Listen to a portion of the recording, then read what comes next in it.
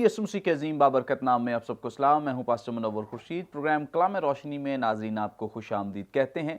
हम खुदावंद की शुक्रगुजारी करते हैं गुज़श्ता तमाम प्रोग्राम्स के लिए। खुदावंद ने इस बात को पॉसिबल किया, मुमकिन किया, ताकि आप तक ऐसी अच्छी खूबसूरत रहनुमाई पहुँच सके, और आप सबके उस फीडबैक के लिए भी हम खुदावंद की शुक्रगुजारी करते हैं। नाज़रीन, अभी भी स्क्रीन पे दिए गए नंबर्स डायल करें, इस प्रोग्राम के ताल्लुक से अपना फीडबैक ज़रूर दें, कोई दुआ या दरख्वास्त तो हम तक ज़रूर पहुँचाएँ, और कोई टेस्टिमनी गवाही हो ज़रूर हमारे साथ शेयर करें।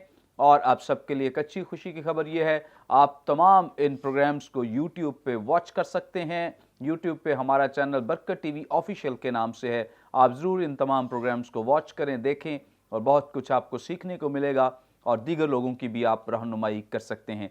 नाजरीन, दूसरे सीज़न का आज ये 68वां प्रोग्राम है, जिसमें हम खुदा के कलाम की सच्चाइयों को जानेंगे, सीखेंगे। खुदावंद के खुदाम जिन्होंने हमें ज्वाइन किया है इस प्रोग्राम में, खुदा के कलाम की सच्चाइयों को हम तक पहुंचाने के लिए मुख्तसरन तारफ़ आपके साथ इनका करवाते चलें। हमें ज्वाइन किया है रेवरेंड वसीमुल्लाह खोखर साहब ने। थैंक यू सर, आपने हमें अपना कीमती वक्त दिया। Thank you very much. और इनके साथ है पास्टर सरवर मसीह साहब, thank you so much. God bless you. और इनके साथ भाई ताबिश काजी मौजूद हैं, थैंक यू सो मच। नाजरीन, इससे पहले कि हम इस पैसेज की तिलावत करें, मैं रिक्वेस्ट करूंगा पास्टर सरवर मसीह साहब से प्लीज़ दुआ में रहनुमाई करें।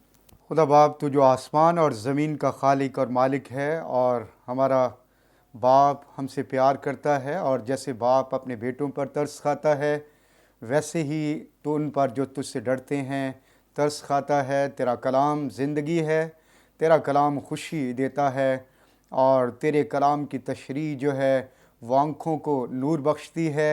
तेरा कलाम हमारे कदमों के लिए चराग और राह के लिए रोशनी है। तेरा कलाम ऐ खुदा हमारे लिए कामयाबी है, सरफराजी है, इकबालमंदी है।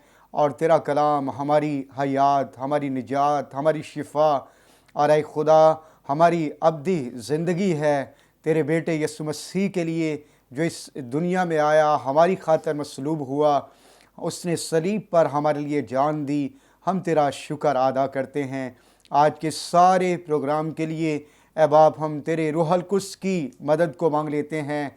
पाक रूह, जो तू हमारा अच्छा उस्ताद है, फ़ौरकलीत है, हमारे साथ साथ रहता है, हमें सिखाता है, और कलाम की बातों को आए खुदा डिलीवर करने के लिए तू हमारा अच्छा मददगार है। हम तेरा शुक्र अदा करते हैं। आज इस सारे प्रोग्राम में खुदाम तो हमारे भाई पास्टर मुनव्वर खुर्शीद को और बाकी सारे खुदाम को और सारे स्टाफ को बरकत दे, और इस प्रोग्राम के लिए हमें ख़ास मस्सा अनायत कर। नाजरीन पर तेरी ख़ास बरकत हो, और बख्श दे के तेरे कलाम को सीखें, जानें, तुझ में ग्रो करें, तेरी बादशाही के आए खुदा शहरी बनते चले जाएं, और आए खुदावन अपनी आइंदा ज़िंदगियां तेरे बेटे यीशु मसीह के साथ बसर करें। तेरा शुक्र हो, यीशु मसीह के नाम से ऐ बाप हम ये दुआ मांगते हैं, आमीन आमीन। Thank you so much. नाज़रीन, आज खुदावंद के ज़िंदगी बख्श पाक कलाम में से अपनी रहनुमाई के लिए हम तिलावत करेंगे नए अहद नामे में से मुक़द्दस मरकुस रसूल की मारिफत लिखी गई इंजील, इसका 13वां बाब और 3री आयत से लेकर 7वीं आयत तक हम खुदावंद के ज़िंदगी बख्श पाक कलाम में से तिलावत करेंगे। खुदावंद के ज़िंदगी बख्श पाक कलाम में यूँ मरकूम है, जब वो जैतून के पहाड़ पर हैकल के सामने बैठा था, तो पतरस और याकूब और यूहन्ना और इंद्रियास ने तन्हाई में उससे पूछा, हमें बता कि ये बातें कब होंगी, और जब ये सब बातें पूरी होने को हों, उस वक्त का क्या निशान है। यीशु ने उनसे कहना शुरू किया कि खबरदार कोई तुमको गुमराह न कर दे। बहुतेरे मेरे नाम से आएंगे और कहेंगे कि वो मैं ही हूँ, और बहुत से लोगों को गुमराह करेंगे। और जब तुम लड़ाइयाँ और लड़ाइयों की अफवाहें सुनो तो घबरा न जाना, इनका वाक़े होना ज़रूर है, लेकिन उस वक्त खातिमा न होगा, क्योंकि कौम पर कौम और सल्तनत पर सल्तनत चढ़ाई करेगी, जगह जगह भूचाल आएंगे और काल पड़ेंगे। ये बातें मुसीबतों का शुरू ही होंगी। कलाम मुक़द्दस के पढ़े सुने जाने पे खुदा उनकी बरकत हो, आमीन। नाज़रीन, कलाम मुक़द्दस का ये पैसेज जो अभी हमारे सामने तिलावत किया गया है, इसमें बहुत सारे ऐसे क्वेश्चन सवालात हैं जो कि हम सब के लिए ही हमेशा एक अट्रैक्शन का सबब रहे हैं। हम जानना चाहते हैं, सीखना चाहते हैं उन सच्चाइयों को। ख़ास तौर पे इस पैसेज में एक बहुत बड़ा क्वेश्चन सवाल ये है कि ये जो खुदावंद यीशु मसीह की बातें पेशगोई के तौर पर हैं, आया ये हैकल की डिस्ट्रक्शन के लिए हैं या कि ये यीशु मसीह की दूसरी आमद के ताल्लुक से हैं। मेरा ईमान है कि जैसे ही आप इस प्रोग्राम को वॉच करेंगे, देखेंगे, ज़रूर ही इस प्रोग्राम के आखिर तक आपको तसल्ली बख्श जवाब मिल जाएगा और आप शेर हासिल गुफ्तगू से ज़रूर ही सीखेंगे, जानेंगे कि ये बातें किस कॉन्टेक्स्ट में की जा रही हैं और किस तनाजुर में ये सारी बातें बयान की जा रही हैं। आगे बढ़ेंगे, सबसे पहले जानेंगे खुदावंद के खादिम रेवरेंड वसीमुल्लाह खोखर साहब से। सर, आप हमारी रहनुमाई करें जैतून के पहाड़ के ताल्लुक से। बहुत कुछ हो चुका है, बहुत कुछ होना है, आज भी दुनिया के लिए अट्रैक्शन का सबब है, इसकी वजह क्या है? जैसे इसका नाम से ज़ाहिर है, इसकी एटमोलॉजी तो यही है कि इस पर एक वक्त था कि बहुत सारे जैतून के दरख्त हुआ करते थे। इस वजह से इसकी जो वजह तस्मिया है वो इसलिए इसको जैतून का पहाड़ कहा जाता है। अगर हम जनरली बाइबल मुक़द्दस में देखें तो बाइबल मुक़द्दस में पहाड़ों का बड़ा अमल दखल रहा है। इवन जब खुदाबंद के लोग मिस्र से निकले थे तो उन्होंने कहा कि उस पहाड़ पर उसकी परस्तिश करेंगे। और फिर जब खुदाबंद के कलाम का मूसा पे नज़ूल हुआ था, जो डेकलॉग है हमारा, उसमें भी कोहे सीना का ज़िक्र आता है। अगर एलिया का बाल्स के पुजारियों के साथ कंपटीशन होता है तो उसमें कोहे उरब की बात आती है। और इस तरह से खुदावंद यीशु मसीह का जो तालीमी सिलसिला है वो शुरू होता है मैदानों से, समंदरों से, और ख़ास तौर पर जो पहाड़ी बाज़ है वो पहाड़ के साथ बड़ा लिंक है। शायद इसकी वजह यह है कि खुदावंद यीशु मसीह यहाँ पर एक बात बिल्कुल बता देना चाहते हैं कि वो पूरी दुनिया का खालिक और मालिक है। वो समंदरों को भी इस्तेमाल कर सकता है, वो पहाड़ों को भी इस्तेमाल कर सकता है, वो मैदानों को भी इस्तेमाल कर सकता है। सो वो खालिक और मालिक है। किसी भी चीज़ को, जो ऑब्जेक्ट जो उसने बनाया है, वो उसको अपनी बादशाही की वसअत के लिए इस्तेमाल कर सकता है। अब आती है खुदावंद यीशु मसीह के तालीमी सिलसिला में जैतून का क्या अमल दखल है। जैतून का, जैसे मैंने पहले बताया कि खुदावंद यीशु मसीह की जो तालीम थी वो मैदानों में, पहाड़ों पर, ये यहाँ तक कि वास जो उसका आखिरी जो सलीबी कलमात हैं, उसको मैंने एक किताब लिखी हुई जिसका नाम मैंने सलीबी वाज रखा हुआ है, यानी सलीब के ऊपर से एक आई है। और यहाँ पर एक कॉन्सेप्ट खुदावंद क्लियर करना चाह रहे हैं कि पहाड़ क्योंकि ऊंचे होते हैं, और इसलिए दाऊद ने जब साम 1-1 लिखा है, ज़बूर 121, उसने लिखा मैं अपनी आंखें पहाड़ों की तरफ उठाऊंगा। यहाँ एक मिसअंडरस्टैंडिंग पैदा हो सकती है जो मैं अपने नाजरीन के लिए चाहूँगा कि पहाड़ों की तरफ अगर आंखें उठाने के लिए ज़बूर नवीस कहता है तो यहाँ ये मुराद नहीं है कि हम पहाड़ों की परस्तिश शुरू कर दें, जैसे हमारी तारीख़ में ऐसा हुआ है कि लोग पहाड़ों की वर्शिप शुरू कर देते थे। इसलिए तसव्वुर यहाँ से मिला कि क्योंकि कोहे मूरिया के ऊपर हैकल बनी हुई थी, और ये जो कोहे मूरिया है ये वही जगह है जहाँ पर इब्राहिम ने अपने बेटे को कुर्बान करने के लिए पेश कर दिया था। सो सारा जो थियोलॉजिकल लिंक्स हैं वो इस पे बनते हैं। अब कोहे मूरिया पर हैकल है, हैकल के साथ एक मील का एक सिलसिला है जो यरूशलेम के मशरक़ में वाक़या है, और ये 4 चोटियों वाला एक पहाड़ है जिसे हम जैतून का पहाड़ कहते हैं। اور اس کو اکثر خداوند یسوع مسیح اپنی تعلیم میں استعمال کیا کرتے تھے، اور اگر اس کی تعلیم کو اکٹھا کر لیا جائے تو اس کو ہم سرمن آف دا اولویٹ یعنی زیتونی سرمن کے نام پر بھی اس کو مخصوص کرتے ہیں۔ خاص طور پر یہ جو 13واں باب ہے مرکز کی انجیل کا، اس کو زیتونی واز بھی کہتے ہیں خداوند یسوع مسیح کا۔ یہی وہ پہاڑ ہے جہاں پر خداوند یسوع مسیح اکثر ہیکل سے نکل کے پہاڑ پر کہتے کہ وہ اکیلا پہاڑ پر چلا گیا، تو وہ ہمیشہ زیتون کے پہاڑ پر جا کے دعا کیا کرتے تھے۔ یہی وہ پہاڑ ہے جب خداوند یسوع مسیح کھڑے ہیں، اور جیسے میں نے بتایا کہ اگر اس پہاڑ پہ آپ کھڑے ہو جائیں تو آپ اپنے بائیں طرف دیکھیں گے تو آپ کو یروشلم اور ہیکل نظر آئے گا، اور دائیں طرف دیکھیں گے تو آپ کو ڈیڈ سی یعنی بحیرہ مردار نظر آئے گا۔ اور یہی وہ جگہ ہے جہاں پر خداوند یسوع مسیح نے ایک بڑا مشہور زمانہ فقرہ کہا تھا کہ اگر تم میں رائی کے دانے کے جتنا ایمان ہو، تو اس سچویشن کو کیش کرتے ہوئے یسوع مسیح نے کہا ہے کہ تم کہو کہ اس پہاڑ کو کہ اس سمندر میں چلا جا تو وہ چلا جائے گا۔ یعنی یہ وہ جغرافیائی سچویشن ہے جو یسوع مسیح نے کیش کی ہے۔ گو کہ ہمارے ٹیکسٹ میں جیسچرز نہیں ملتے، لیکن لوکیشن ملتی ہے کہ یسوع مسیح نے اس پہاڑ پر کھڑے ہو کے زیتون کے پہاڑ پر کہا تھا کہ اگر تم میں رائی کے دانے جتنا بھی ایمان ہے تو اس پہاڑ کو یعنی زیتون کے پہاڑ پر کہو گے کو بحیرہ مردار میں چلا جا تو وہ چلا جائے گا۔ اور یہ بڑا مشہور زمانہ فقرہ یسوع مسیح نے کہا۔ پھر اس کے بعد یہی وہ پہاڑ ہے جس کے نیچے فٹ میں ایک درخت تھا جسے انجیر کا درخت کہتے تھے، جس کے لیے خداوند یسوع مسیح نے ہم یہ نہیں کہیں گے کہ بد دعا کی تھی، خداوند یسوع مسیح نے مایوسی کا اظہار کیا تھا، کیونکہ خداوند یسوع مسیح کبھی کسی کو بد دعا نہیں دیتے، کیونکہ نہ ہی ہم دیتے ہیں۔ اصل میں یہ تھا کہ یہ جو انجیر کے درخت کا واقعہ تھا یہ اسی راستے پر تھا جب وہ زیتون کے پہاڑ کے نیچے سے گزرتے تھے، تو یہ وہ درخت ہے جس میں پتے تھے لیکن پھل نہیں تھا۔ لیکن انجیر کے درخت کا جو بوٹینیکل پریزنٹیشن ہے وہ یہ تھا کہ اگر اس میں پتے ہیں تو اس میں پھل بھی ہونا چاہیے۔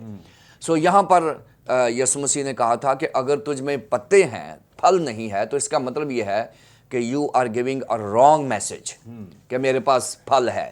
اور اس طرح سے بیسیکلی تو اسرائیل کو چیک کیا تھا اور آج مسیحیوں کو چیک کیا جا رہا ہے کہ اگر ہم اوپر سے سرسبز اور شاداب لگتے ہیں اور اندر پھل نہیں ہے، روح کا پھل نہیں ہے، تو پھر خداوند یسوع مسیح مایوس ہوتے ہیں۔ اور یہ بھی واقعہ جو ہے یہ زیتون کے پہاڑ کے اوپر ہوا ہے۔ یہاں پر جو 13ویں باب میں خداوند یسوع مسیح نے اپنا ایسکیٹولوجیکل سرمن دیا ہے، وہ بھی اسی پہاڑ پر دیا ہے کہ اس پہاڑ کو جس پر میں بیٹھا ہوں یہ کوہ موریہ سے یعنی جو ماؤنٹ موریہ ہے اس سے تقریباً یہ 250 فٹ ہائی ہے، اور بحیرہ مردار سے سطح سمندر سے یہ تقریباً 2600 فٹ اونچا ہے۔ تو اس سے جو یروشلم کا نظارہ تھا وہ بڑا خوبصورت ملتا تھا۔ یہ واقعہ بھی یہاں پر ہوا ہے جہاں پر خداوند یسوع مسیح نے اس پہاڑ کو استعمال کیا ہے کہ وہ پہاڑ پر چلا گیا، اور وہاں پر اس نے 4 شاگردوں نے پرائیویٹ ہو کر سوال کیا ہے کہ بتا کہ یہ کیا ہے۔ سو زیتون کا پہاڑ جو ہے یہ خداوند یسوع مسیح کی تعلیم کے سلسلے میں ایک اہم کردار ادا کرتا ہے۔ اور ایک اور جو فائنل واقعہ ہوا ہے وہ یہ ہے کہ یہاں سے خداوند یسوع مسیح کا اسینشن بھی ہوا تھا۔ یہ انتہائی اہم واقعہ ہے کہ یہی وہ پہاڑ ہے جس پر خداوند یسوع مسیح کے ہمارے نجات دہندہ کے آخری قدم لگے تھے، اور یہاں سے پھر وہ آسمان پر اٹھا لیے گئے تھے۔ سو زیتون کا پہاڑ، اس کا یہ مطلب نہیں ہے کہ ہم زیتون کے پہاڑ کو اس لیے ورشپ شروع کر دیں کہ وہ ہمارے خداوند یسوع مسیح کا پسندیدہ یا اویلیبل پلیٹ فارم تھا، لیکن ہم یہ ضرور کریں گے کہ خداوند یسوع مسیح پہاڑوں کا بھی مالک ہے، خداوند یسوع مسیح دریاؤں سمندروں کا بھی مالک ہے، وہ ہر چیز کا مالک ہے، ہواؤں کا بھی مالک ہے، اور وہ کسی بھی چیز کو اپنے جلال کے لیے، اپنی بادشاہی کے بڑھوتی کے لیے استعمال کر سکتا ہے۔ یہ خیال ہے کہ خداوند یسوع مسیح کے جو آمد ثانی ہے وہ بھی اسی پہاڑ پر ہوگی۔ یہ بھی ایک ایڈیشن ہے، یہ تصور ہے کہ خداوند یسوع مسیح کا جو دوبارہ آنا ہے وہ دیدنی ہوگا اور ہر آنکھ اسے دیکھے گی، اور اس طرح سے اس پہاڑ کی اہمیت اور بھی زیادہ ہو جاتی ہے۔ تھینک یو سو مچ، بڑی زبردست باتیں، اور اسی وجہ سے چونکہ بتا رہے ہیں کہ یہ ایک ایسی جگہ ہے جو ہمیشہ سے ہی بڑی اہمیت کی حامل رہی ہے. آج بھی ایسا ہی ہے. بہت سارے لوگ تو وہاں پر، چونکہ بہت سارے لوگ خیال کرتے ہیں کہ یسوع مسیح کی آمد یہاں پہ ہونی ہے، کروڑوں روپیہ پے کر کے وہاں پہ قبریں خریدتے ہیں اور وہاں پہ خریدنا چاہتے ہیں کہ کسی طرح سے وہاں پہ دفن ہو جائے، تاکہ جب جلدی خداوند یسوع مسیح آئیں تو سب سے پہلے وہ اٹھ سکیں. جیسے وسیم صاحب نے کہا ہے کہ ہمیں ایسی چیزوں کے پیچھے نہیں بھاگنا ہے یا ان چیزوں کے پیچھے نہیں جانا ہے، ان چیزوں کے خیال میں نہیں رہنا کہ یہاں سے یسوع مسیح نے آنا ہے اور یہاں پہ اس پہاڑ کی پوجا یا پرستش کر دیں. بہت سارے لوگ ہمیں ایسا کرتے ہوئے دکھائی دیتے ہیں، لیکن یہ ہمارے لیے کوئی اچھی روایت نہیں ہے. اچھا ہے کہ جو خدا کے کلام کو بیان کرنے کا مقصد ہے یا جس وجہ سے وہ بیان کیا جاتا ہے، صرف ہم اس پہ اپنا فوکس کریں اور اسی چیز کو ہمیشہ مرکز نگاہ رکھیں تاکہ ہماری زندگیاں خدا کے کلام کے مطابق ڈھلتی رہیں. ناظرین، یہاں پہ وقت ہوا ایک بریک کا. ہم لیں گے ایک شارٹ بریک. ہمارے ساتھ رہیے، دیکھتے رہیے پروگرام کلام روشنی.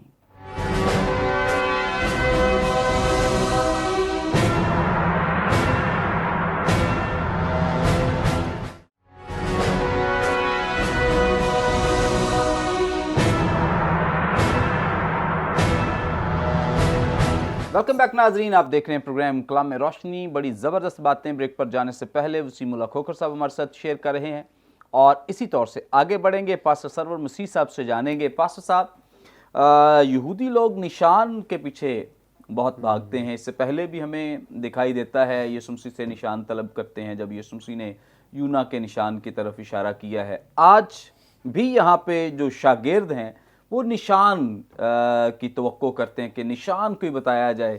اس کے پیچھے وجہ کیا ہے؟ کیوں وہ اس طرح سے مطلب چاہتے ہیں ایسا نشان؟ Thank you very much.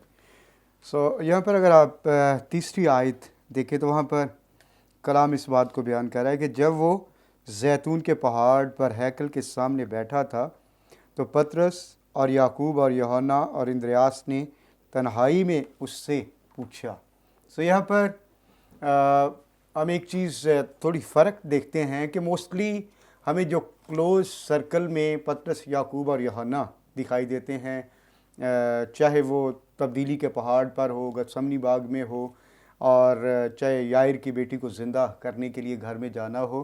لیکن یہاں پر جب کویسچن کیا جا رہا ہے، مرکز خاص طور پہ اس بات کو بیان کرتا ہے کہ ان تینوں کے ساتھ اندریاس بھی موجود ہے اور انہوں نے اس سے یہ کویسچن کیا ہے کہ ہمیں بتا کہ یہ باتیں کب ہوں گی اور جب یہ سب باتیں پوری ہونے کو ہوں تو اس وقت کا کیا نشان ہے. اور خدا کا بندہ پالوس رسول پہلا کرنتھیوں اس کے پہلے باب کی 22ویں آیت کے اندر کہتا ہے کہ چنانچہ یہودی نشان چاہتے ہیں اور یونانی حکمت تلاش کرتے ہیں. اس زمانہ میں، یہودیوں کے دور میں، مسیح خداوند کے زمانہ میں بھی، پال کے زمانہ میں بھی، یہودی جو تھے وہ نشان طلب کرتے تھے. ان کے جو پروفٹس آتے اور اگر جیسے بڑے بڑے ایون کے پروفٹس موسیس جیسے اور سیموئل، ایلیا، الیشا جیسے لوگ بھی آئے، ان سب نے جو ہے وہ بڑے بڑے نشانات اور معجزات اور سائن اینڈ ونڈرز ظاہر کیے. تو یہودیوں کے نزدیک یہ بات تھی کہ وہ جو خداوند کی طرف سے بھیجا جاتا ہے، انوائنٹڈ ون ہے، پروفٹ ہے، اپوسٹل ہے، اس کے پاس خداوند کی طرف سے دیے گئے سائنس ہوتے ہیں. اور اسی طرح آپ دیکھیں یسایہ کی کتاب میں بھی یسایہ بھی اس بات کو بیان کیا کرتا ہے کہ اور تمہیں ایک نشان دیا جائے گا، اور یعنی ایک کنواری حاملہ ہوگی، بیٹا جنے گی اور اس کا نام ایمانویل رکھیں گی. یہ جوش ہسٹری ہے کہ انہوں نے ہمیشہ خداوند کے کاموں کو دیکھنے کے لیے نشان طلب کیے ہیں. اور جیسے ابھی آپ نے بھی اس بات کا ذکر کیا کہ اگر آپ متی کی انجیل 12واں باب اس کی 38ویں آیت دیکھیں تو وہاں پر بھی یہودیوں نے کہا کہ اے استاد، ہم تجھ سے ایک نشان دیکھنا چاہتے ہیں. اور یسوع مسیح نے وہاں پر بڑی خوشی کا اظہار نہیں کیا. اس 12ویں باب کے اندر وہاں پر خدا نے کہا کہ یہ زناکار اور بدکار نسل جو ہے، قوم جو ہے، نشان طلب کرتی ہے، لیکن یونا کے نشان کے سوائے انہیں کوئی اور نشان نہ دیا جائے گا. یہ یہودی مائنڈ سیٹ تھا اور یہودی کلچر کا حصہ بن چکا تھا کہ اپنے خاص طور پہ جو ان کے اسپرچول لیڈرز آتے تھے، پروفٹس آتے تھے، ان سے یہ نشان طلب کرتے تھے، اور انہوں نے خاص طور پر اس سے یہ کہا کہ تیرے آنے کا نشان اور دنیا کے آخر ہونے کا کیا نشان ہوگا. سو یہاں پر دو باتیں جو ہیں وہ خدا کے لوگ شاگرد جو پوچھ رہے ہیں کہ انہوں نے یہ پوچھا ہے کہ ہمیں بتا کہ یہ باتیں کب ہوں گی، یعنی کہ یہ پتھر پر پتھر کب کی بات ہے کہ پتھر پر پتھر باقی نہیں رہے گا، ہیکل برباد ہو جائے گی. اور پھر جو دوسرا کویسچن ہے، اور جب یہ سب باتیں پوری ہونے کو ہوں تو اس وقت کا کیا نشان ہے. سو خداوند نے جو ہے ان سے شاگردوں نے ان سے نشان طلب کیا ہے. سو اگر آپ اوورآل اس چیپٹر کو اسٹڈی کریں تو بہت کچھ باتیں جو تھیں وہ تو اسی سینچری کے ساتھ، اسی صدی کے ساتھ بیلونگ کرتی تھی، یعنی ہیکل کا تباہ ہونا اور پتھر پر پتھر کا نہ رہنا، قوم کا جو اسیر ہو کر دوسری نیشنز میں چلے جانا، اور اس کے بعد جو دوسرا حصہ تھا وہ اس کی سیکنڈ کمنگ کے حوالے سے تھا. سو ان دونوں کے درمیان ایک پروفیٹک گیپ ہمیں نظر آتا ہے، اور یہ پروفیٹک گیپ خاص طور پر اگر آپ یسایا کی کتاب پڑھیں تو اس کے اندر پروفیٹک گیپ جو ہمیں بہت زیادہ دکھائی دیتا ہے کہ ایک ہی ورڈز کے اندر نبی مسیح خداوند کی پہلی آمد کی بات کرتا ہے، اور اسی ورڈز کے اندر جو ہے ایک گیپ ہمیں نظر آتا ہے اور ساتھ ہی دوسری آمد کی بات کر دیتا ہے. سو اس طرح جو ہے ہمیں اس چیپٹر کے اندر بھی اس پروفیٹک گیپ کو بھی پڑھنا ہے اور دیکھنا ہے، جاننا ہے، سمجھنا ہے کہ جو شاگردوں کا کویسچن ہے بنیادی طور پر وہ دو اراس پر مشتمل ہے. ایک وہ ارا جس میں ہیکل برباد ہوئی، یہودی اسیر ہوئے، اور ایک وہ ارا ہے جو اینڈ ٹائم کی طرف اشارہ کرتا ہے جب خداوند یسوع مسیح دوبارہ اس زمین پر آئیں گے. تھینک یو سو مچ. بڑی زبردست باتیں جو پاسٹر سرور مسیح صاحب ہمارے ساتھ شیئر کر رہے ہیں. ناظرین، اب انتہائی انٹرسٹنگ بات جو اس پیسج کے تعلق سے ہم سب جاننا چاہتے ہیں، وہ سب لوگ جو اس پہ غور کرتے ہیں، سیکھتے ہیں اور سیکھنا چاہتے ہیں کہ یہ جو کویسچن کیا جا رہا ہے شاگردوں کی جانب سے، شاگرد یسوع مسیح سے جو سوال کر رہے ہیں کہ یہ کب ہوں گی یا نشان ہمیں دیا جائے، بھائی تابش ہماری رہنمائی کریں گے اور بتائیں گے کہ یہ جو سوال ہے یہ ہیکل کی بربادی کے تعلق سے پوچھا جا رہا ہے یا اس کا تعلق مسیح کی دوسری آمد کے ساتھ بھی ہے. شکریہ پاسٹر صاحب. اس سوال کو سمجھنے کے لیے ہمیں سب سے پہلے اس سوچ کو سمجھنا پڑے گا جو شاگردوں کی اس زمانے میں تھی. اب اگر ہم اس زمانے میں آس پاس لکھی گئی چند کتابوں کا مطالعہ کریں، جس میں ایک ہنوک کی کتاب ہے، سلیمان کے زبور، book of Jubilees, ascension of Isaiah, assumption of Moses, Sibylline oracles, یہ وہ کتابیں ہیں جو خدا نے نہ لکھوائیں اور نہ ہی خدا کے یہ الہام سے لکھی گئی. یہ اس زمانے کے لوگوں کی اپنی لکھی ہوئی کتابیں ہیں، لیکن یہ بڑے اچھے اور خوبصورت طریقے سے بیان کرتی ہیں کہ اس زمانے میں لوگوں کی سوچ کیا تھی، وہ مسیح کے بارے میں کیا سوچتے تھے اور ان کا کیا خاکہ تھا ان کے ذہن میں کہ یہ سارا کچھ کیسے ہوگا. اور ان کتابوں میں زیادہ تر مواد جو ہے وہ ایسکیٹالوجی کے تعلق سے اور علم الآخرت جو ہے اس کے تعلق سے پایا جاتا ہے. ان کے کانسیپٹ کے مطابق سب سے پہلے نمبر پر یہودیوں پر ایک کڑا وقت آئے گا، ایذا رسانی ہوگی، بہت مشکلات ہوں گی. اس کے بعد ایک مناد آئے گا، یعنی ایک ہیرلڈ آئے گا، فور رنر آئے گا مسیح کا جو کہ ایلیا جیسا ہوگا. اور اس کے بعد داؤد جیسا ایک بادشاہ آئے گا، یعنی مسیح آئے گا. مسیح کے بعد جب مسیح آئے گا تو وہ پھر اپنی دشمن قوموں کو اور اپوزنگ نیشنز کو ان پہ حملہ کرے گا اور ان پہ قبضہ کرے گا. وہ یہودیوں کو اکٹھا کرے گا اور پھر اپنی بادشاہی کو قائم کرے گا. ان کے پاس فرسٹ اور سیکنڈ کمنگ کا کانسیپٹ نہیں تھا. اگر آپ پرانے عہد نامے کو بھی پڑھیں تو جیسے بھائی بتا رہے تھے کہ ہر نبوت جو ہے وہ مسیح کے اظہار ثانی اور اس کی بادشاہت کو اکٹھا بیان کرتی ہے، وہ اس کو کبھی بھی الگ سے بیان نہیں کرتی. اگر آپ لوکا کی انجیل پڑھیں تو لوکا 4:19 میں جب یسوع مسیح نے اعلان کیا ناصرت میں، تو یسوع مسیح نے کہا اور خداوند کے سال مقبول کی منادی کروں، اور یہاں پر یسوع مسیح نے کتاب بند کر دی. اگر آپ یسایہ کی کتاب اس کا 61 باب پڑھیں تو اس کے بالکل آگے ہے اس کے انتقام کے روز کا اشتہار دوں. سو یہاں سے ہمیں یہ پتہ چلتا ہے کہ جو انتقام کا روز ہے, جو انتقام والی بات ہے, جو مسیحا کے سیکنڈ کمنگ کی بات ہے, یہ ابھی نہیں ہونی تھی. پرانے عہد نامے میں پالوس رسول اس کو مسٹری پیریڈ بولتا ہے. چرچ ایج اور جو چرچ کا پیریڈ جس میں سے ہم گزر رہے ہیں, یہ پرانے نبیوں پر یہ بھید ظاہر نہیں کیا گیا تھا. وہ ہمیشہ خداوند یسوع مسیح کی آمد کو اکٹھا دیکھتے تھے کہ مسیح آئے گا اور بادشاہت کو قائم کر دے گا. مسیح آ کر دکھ اٹھا کر ایک دفعہ چلا جائے گا اور پھر دوسری دفعہ آئے گا, یہ ان کے ذہنوں میں نہیں تھا. سو جب شاگردوں نے دیکھا کہ ہیکل میں اس کے نام پہ نعرے لگ رہے ہیں کہ ہوشانہ, مبارک ہے وہ جو خداوند کے نام پر آتا ہے, اور یسوع مسیح یہ بھی کہہ رہا ہے کہ تمہارا گھر تمہارے لیے ویران چھوڑا جاتا ہے. اگر آپ ان کے پلان میں دیکھیں, شاگردوں کے پلان میں, تو اسرائیل پر بہت ایذا رسانی تھی اور ہو چکی تھی. یعنی فارسی لوگ آئے, رومی آئے, رومیوں سے پہلے یونانی لوگ آئے, سب نے ظلم کیا, اور اس سے پہلے جو میکبیز کا پیریڈ تھا اس میں ان پر بہت ظلم ہوا. سو وہ یہ سوچتے تھے کہ ظلم کا پیریڈ ہم پر ہو چکا. پھر جب ان کو پتہ چلا شاگردوں کو کہ جو یوحنا ہے وہ ہیرلڈ ہے, وہ فور رنر ہے, اور وہ مناد ہے اور وہ بادشاہ کا اعلان کرنے آیا ہے, وہ بھی آ چکا. اور اس کے بعد جب مسیح نے اعلان کیا کہ میں مسیح ہوں تو مسیح بھی آ چکا. ان کے سکیجول میں اب اگلا سٹیپ تھا کہ مسیح روم پر حملہ کرے گا اور قبضہ کر لے گا. اس کے بعد وہ یروشلیم کی صفائی کرے گا, اس کو پاک کرے گا. اور جب یسوع نے کہا کہ یہ ہیکل گر جائے گی اور تمہارا گھر تمہارے لیے ویران چھوڑا جاتا ہے, تو اس کو اسی کانٹیکسٹ میں دیکھتے تھے کہ یہ یسوع یروشلیم کی پاکیزگی کی بات کر رہا ہے. اور ایک اور بات جو بڑی امپورٹنٹ ہے, جہاں سے ہمیں پتہ چلتا ہے کہ شاگرد اسی وقت بادشاہی کو ایکسپیکٹ کر رہے تھے. اگر آپ اعمال 1 باب 6 آیت دیکھیں, ایون کہ یسوع مسیح کے جی اٹھنے کے بعد بھی شاگرد کیا کہہ رہے ہیں, کیا تو اسی وقت اسرائیل کو پھر بادشاہی دے گا؟ ان کے ذہن میں ابھی تک یہ بات کلیئر نہیں تھی کہ بادشاہی کب آئے گی.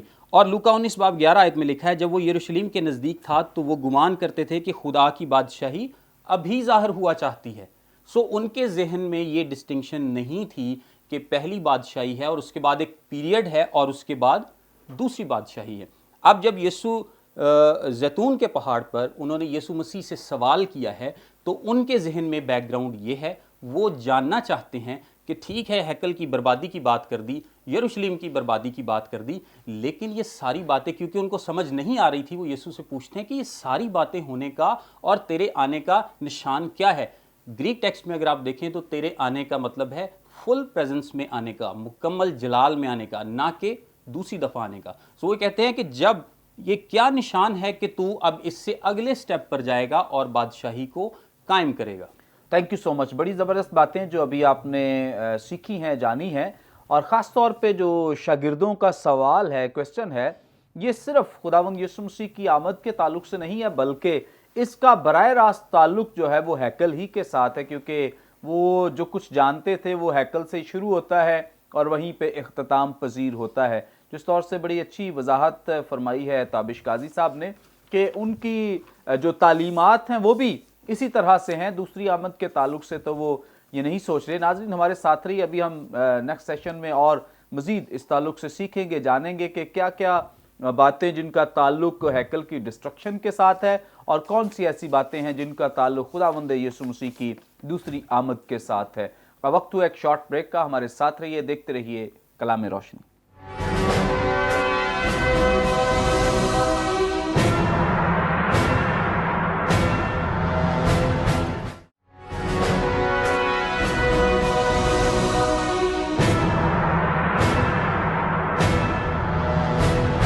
ویلکم بیک ناظرین, آپ دیکھ رہے ہیں پروگرام کلام روشنی. بڑی زبردست باتیں بریک پر جانے سے پہلے جو آپ کے ساتھ شیئر کی جا رہی تھی, ابھی ہم مزید خدا کے کلام کی سچائیوں کو جانیں گے, سیکھیں گے. خدا ان کے خادم ریورنڈ وسیم اللہ کھوکھر صاحب ہمارے ساتھ موجود ہیں. سر, آپ ہماری رہنمائی فرمائیں. یہاں پہ خداوند کے زندگی بخش پاک کلام میں جو 5ویں آیت میں لکھا ہے, یسوع نے ان سے کہنا شروع کیا کہ خبردار کوئی تم کو گمراہ نہ کر دے. خداوند یسوع مسیح نے اپنی بات کا آغاز ہی اس بات سے کیا ہے کہ کوئی تم کو گمراہ نہ کر دے. اس کی کتنی زیادہ اہمیت ہے اور اس کانٹیکسٹ میں یہ کس تناظر میں بات کی جا رہی ہے؟ اصل میں خدا یسوع مسیح کی مصلوبیت کے پیچھے جو کازز تھے، ایک تو بڑا یہ تھا کہ وہ اپنے آپ کو سن آف گاڈ کیوں کہتا ہے، خدا کا بیٹا کیوں کہتا ہے، اور ایک یہ تھا کہ وہ اپنے آپ کو سیویئر آف دا ورلڈ کہتا ہے، کہ وہ دنیا کا نجات دہندہ ہے۔ اور یہ دونوں کے دونوں جو چیزیں ہیں، جو کلیمز ہیں، جو ریالٹی ہے، یہ اس کی پیدائش کے اوپر ڈکلیئرڈ کر دی گئی تھیں کہ یہ میرا پیارا بیٹا ہے۔ اس کی بیپٹزم کے اوپر بھی، اور پھر کوہ زیتون کے اوپر جب اس کی گلوریفیکیشن ہوئی ہے، صورت بدلنے کا واقعہ ہوا ہے، اس پر بھی۔ یہ جو چیزیں تھیں، یسوع مسیح یہ چاہ رہے تھے کہ ان کو صحیح طور پر انڈرسٹینڈ کیا جائے کہ میں خدا کا بیٹا ہوں، اور انجیل مقدس یوحنا کی انجیل میں خاص طور پر جو زور دیا گیا ہے وہ یہی دیا گیا ہے کہ Jesus is the son of God, وہاں بتایا گیا ہے۔ اور ساتھ ساتھ متی کی انجیل کے پہلے باب کی 21 آیت میں بھی بیان کیا گیا ہے یوسف کو بھی، مقدسہ مریم کو بھی، کہ ان کے بیٹا ہوگا اور تو ان کا نام یسوع رکھنا، کیونکہ وہ اپنے لوگوں کو ان کے گناہوں سے نجات دے گا۔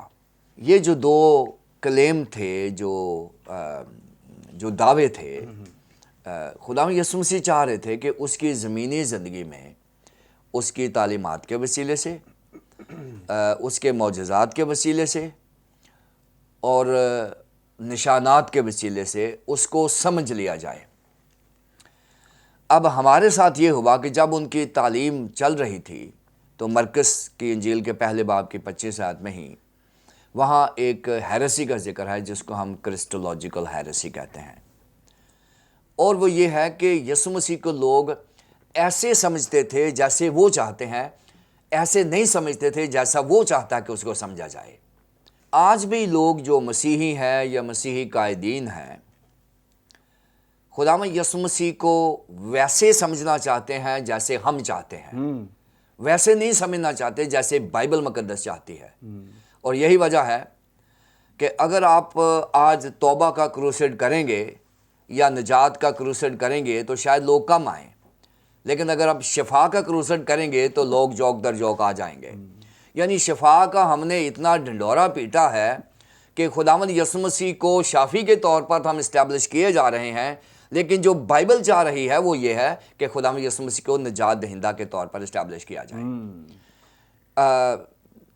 ہمارا مقصد کسی کے اوپر تنقید کرنا نہیں ہوتا، ہمارا مقصد بائبل کی ریالٹیز اور تھیالوجی کو پیش کرنا ہوتا ہے۔ شفا ہماری ضرورت ہے اور ہم شافی کو مانتے ہیں، ہم شفا کے اوپر 100% بلیو کرتے ہیں کہ خداوند شافی ہے، وہ یہوہ رافع ہے، وہ شفا دیتا ہے۔ لیکن خداوند یسوع مسیح نے یہاں پر ہی مرکز کی انجیل کے پہلے باب کی 25 آیت میں جب خداوند یسوع مسیح لوگوں کو شفا دے رہے تھے، یہ سیٹرڈے یعنی پاک سبت کا دن تھا، اور سنڈے والے دن خداوند یسوع مسیح صبح اٹھ کے کوہ زیتون پر دعا کرنے کے لیے گئے ہیں، اور پطرس ان کو ڈھونڈ رہے ہیں۔ وہ کہہ رہے ہیں کہ خداوند بہت سارے لوگ میرے دروازے کے اوپر پڑے ہیں، تو ان کے لیے دعا کر ان کو شفا دے۔ اور خداوند یسوع مسیح نے جواب دیا تھا کہ نہیں، ہم کہیں اور جگہ چلتے ہیں تاکہ کلام کی منادی کریں، کیونکہ میں اسی کام کے لیے نکلا ہوں۔ جو پرائیورٹی ہے خداوند یسوع مسیح کی وہ یہ ہے کہ اس کو بطور سن آف گاڈ اس کا جو تھیولوجیکل سٹیٹس ہے وہ سمجھا جائے تو زیادہ اپلیکیبل ہوگا میرے خیال میں۔ یہاں پر بھی خداوند یسوع مسیح کہہ رہے ہیں کہ خبردار تم کو کوئی گمراہ نہ کرنے پائے۔ اور اگر آپ اس کو دیکھیں گے، شاید اس کی ڈیٹیل ہمیں مرکز کی انجیل میں نہ ملے، اگر ہم دیکھیں اس کو مقدس متی رسول کی انجیل میں تو میں چند آیات آپ کے لیے پڑھنا چاہوں گا۔ ویسے تو یہ 30 آیت سے شروع کر کے یہ 31 آیت تک جا رہا ہے، لیکن میں سارا نہیں پڑھوں گا۔ یہاں پر لکھا ہے، جب وہ زیتون کے پہاڑ پر بیٹھا تھا، اس کے شاگردوں نے الگ اس سے پاس آ کر کہا، ہم کو بتا کہ یہ باتیں کب ہوں گی اور تیرے آنے اور دنیا کے آخر ہونے کا نشان کیا ہوگا؟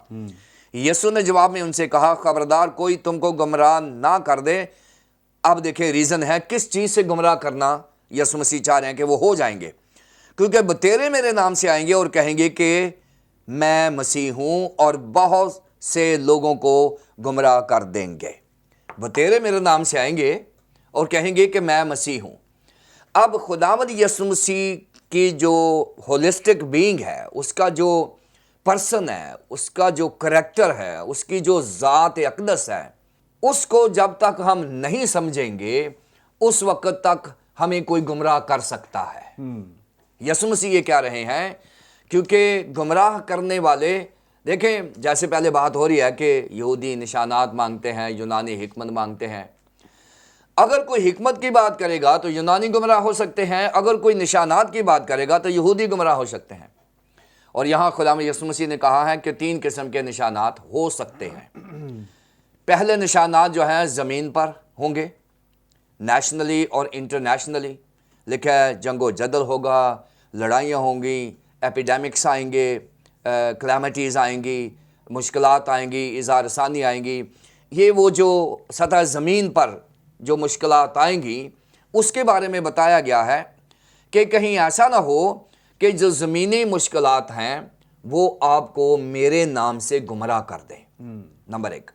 नंबर 2, ज़मीनी मुश्किलात के बाद, निशानियों के बाद, खुदावंद यीशु मसीह ने आसमानी निशानियों की बात की है। और मत्ती की इंजील में अगर आप 29वें आयत में चले जाएं, यहाँ पर आसमान की बात कर दी गई है। यहाँ लिखा है कि सूर्य तारीक हो जाएगा, चांद अपनी रोशनी ना देगा, सितारे आसमान से गिरेंगे, आसमान की कुव्वतें हिलाई जाएंगी और उस वक्त इब्ने आदम का निशान आसमान पर दिखाई देगा। ये आसमानी निशानात हैं।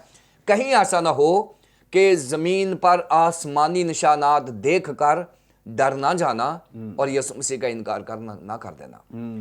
तीसरी बात जो है वो रूहानी निशानात हैं। और रूहानी निशानात ये हैं कि बतेरे मेरे नाम से आएंगे। अब कभी कोई व्हाट्सएप पे वीडियो चल जाती है कि जी अब ये हो गया है, कभी कोई ये दावा कर देता है ज़मीन के ऊपर कि जी मैं मसीह हूँ, कभी कोई दावा कर देता है। यहाँ पर खुदावंद यीशु मसीह ने वार्निंग दे दी है, ख़बरदार, ना ज़मीनी निशानात को बिलीव करना, ना आसमानी निशानात को बिलीव करना, ना गलत रूहानी निशानात को बिलीव करना, क्योंकि हर कोई दावा करेगा कि मैं मसीह हूँ। अगर हमें ईमान लेकर आना है तो बाइबल मुकद्दस ने बिल्कुल क्लियर कर दिया है, ईमान सुनने से पैदा होता है और सुनना मसीह के कलाम से। अगर कलाम से बाहर आप यीशु मसीह ढूंढेंगे तो आप गुमराह हो जाएंगे।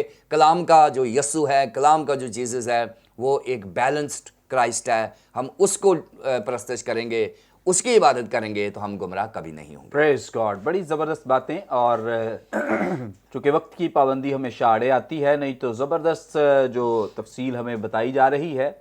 और इसी तौर से हम वक्त को बचाते हुए पास्टर सरवर साहब से भी जानेंगे, सीखेंगे। पास्टर साहब, यहाँ जो 6ठी आयत है, यहाँ पे खुदावंद यीशु मसीह कह रहे हैं बतेरे मेरे नाम से आएंगे, वही जो गुमराह करने की निशानियाँ हमें बता रहे हैं। इस ताल्लुक से जो 6ठी आयत में बयान किया गया है, प्लीज़ इसकी रहनुमाई फरमा दें। जी, थैंक यू सो मच। और 6ठी आयत यूँ बयान कर रही है, बतेरे मेरे नाम से आएंगे और कहेंगे कि वो मैं ही हूँ, और बहुत से लोगों को गुमराह करेंगे। और अभी जैसे प्रोफेसर साहब इस पे बड़ी डिटेल से बात कर रहे थे, सो वो लोग जो मेरा नाम लेकर आएंगे और कहेंगे कि आई एम मिसाया, और अपने आप को मिसाया डिक्लेयर करेंगे, क्लेम करेंगे कि वो मसीहा हैं, वही छुड़ाने वाले हैं, वही नजात दहिंदा हैं। और ये है कि खुदावंद यीशु मसीह बतौर खुदा आल नोइंग हैं, सब कुछ जानते हैं, और वो सब ज़मानों से वाकिफ़ हैं कि आने वाले वक्त में डिसाइपल्स को, खुदा के लोगों को, चर्च को किन जब वो गुमराहियों का सामना करना पड़ सकता है। सो इसलिए उसने पहले ही से अपने लोगों को वार्निंग दे दी कि गुमराह करने वाले मसीहा भी आ सकते हैं। एक्चुअली वो मसीहा नहीं होंगे, एक्चुअली वो सेवियर या रिडीमर्स नहीं होंगे, लेकिन वो अपने आप को शो करेंगे कि हम मसीहा हैं, हम जो है वो बचाने वाले, छुड़ाने वाले हैं। और अगर आप देखें ओवरऑल चर्च हिस्ट्री जो है इस बात से भरी पड़ी है कि लास्ट 2000 ईयर्स के अंदर جو ہے جیوس کے اندر، کرسچینٹی کے اندر اور ادر ریلیجنس کے اندر بے شمار ایسے لوگ آئے جنہوں نے اس بات کو کلیم کیا کہ وہ مسیحی ہیں، وہ مسیحا ہیں، وہ نجات دینے والے ہیں۔ اور ایک مختصر میں ایک دو لوگوں کے بارے میں، چند ایک لوگوں کے بارے میں بیان بھی کرنا چاہوں گا۔ یہودیوں میں ایک شخص جو ہے سائمن بر کوکبا، یعنی یہ شخص جو ہے 135 AD میں آیا اور اس نے کلیم کیا کہ یہ یہودیوں کا اور پوری جب ورلڈ کا مسیح ہے۔ اور پھر موزز آف کریتے، یہ شخص جو ہے وہ 440 AD میں آیا اور اس نے بھی اسی بات کو کلیم کیا۔ اور پھر آئزک بن یعقوب ایک شخص تھا جو 684 میں آیا۔ اور اسی طرح جب وہ کرسچنز میں بے شمار اس طرح کے لوگ آئے۔ سیمن موگس ارلی جب وہ 1st سینچری میں یہ شخص آیا، یہ سامری تھا اور اس کے لوگوں نے کہا کہ یہ خدا ہے اور اس نے خود یہ کلیم کیا کہ وہ مسیحا ہے۔ اور پھر ایک شخص تھا ڈوسیتھیوس دا سمیرٹن، یہ بھی سامری تھا اور اس شخص نے استثنا 18:15 کا حوالہ دیتے ہوئے کہا کہ جس شخص کے بارے میں موسیٰ نے پروفیسائی کیا تھا کہ میری مانند جو وہ تمہارے بھائیوں میں سے خدا نبی برپا کرے گا، سو وہ میں ہی ہوں، میں ہی وہ پروفٹ ہوں۔ سو اس طرح بے شمار اور لوگ جو ہیں۔ اور اس سینچری کے دوران، لاسٹ سینچری کے اندر، ایک شخص جو ہے جس کے بارے میں ولیم ڈبلیو ڈیوس، جو کہ مارمنز کا بانی، اس نے اپنے ایک چھوٹے بچے کے بارے میں، آرتھر کے بارے میں کہا کہ یہ مسیحا ہے، یہ نجات دہندہ ہے۔ اور پھر یونیفیکیشن چرچ کا لیڈر جو ہے سن میونگ مون، اور 1920 سے 2012 تک یہ شخص رہا اور یہ اس شخص نے کہا کہ آئی ایم دا سیکنڈ مسیح۔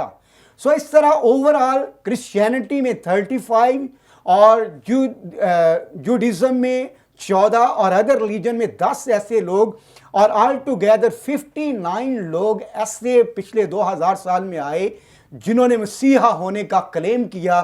لیکن خداوند یسوع مسیح نے آج سے 2000 سال پہلے ہی اپنے لوگوں کو وارننگ دی کہ آئیں گے اور میرا نام لے کر کہیں گے کہ میں مسیحا ہوں اور کلیم کریں گے، لیکن تم ان کی تعلیم، ان کے کاموں، ان کے نشانات سے گمراہ نہ ہو جانا۔ تھینک یو سو مچ۔ بڑی زبردست باتیں اور بڑی انفارمیٹیو باتیں جو ابھی پاسٹر سرور مسیح صاحب ہمارے ساتھ شیئر کر رہے تھے، اور اسی طور سے آگے بڑھیں گے اور تابش قاضی صاحب سے جانیں گے۔ 7ویں آیت میں ذکر ہے، تم لڑائیاں اور لڑائیوں کی افواہیں سنو گے تو گھبرا نہ جانا۔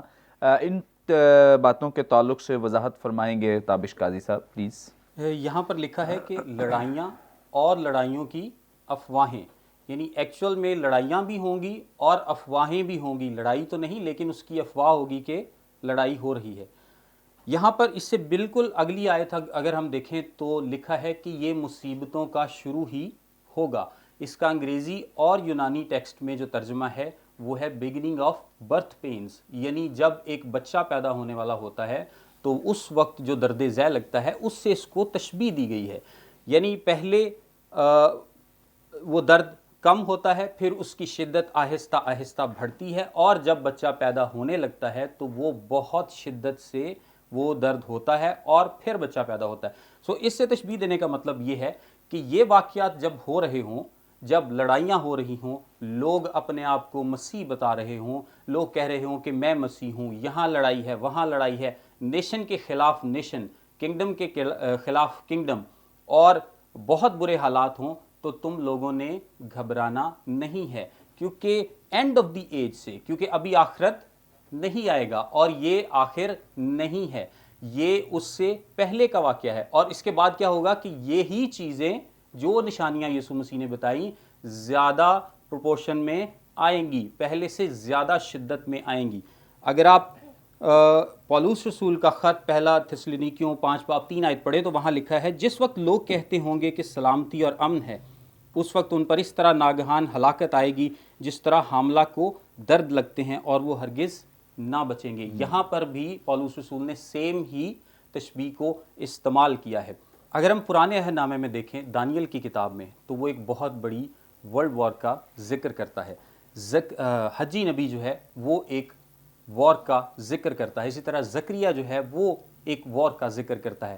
پھر ہم مکاشفہ میں بڑی تفصیل کے ساتھ پڑھتے ہیں کہ کس طرح وہ ایک جنگی ماحول ہوگا اس وقت.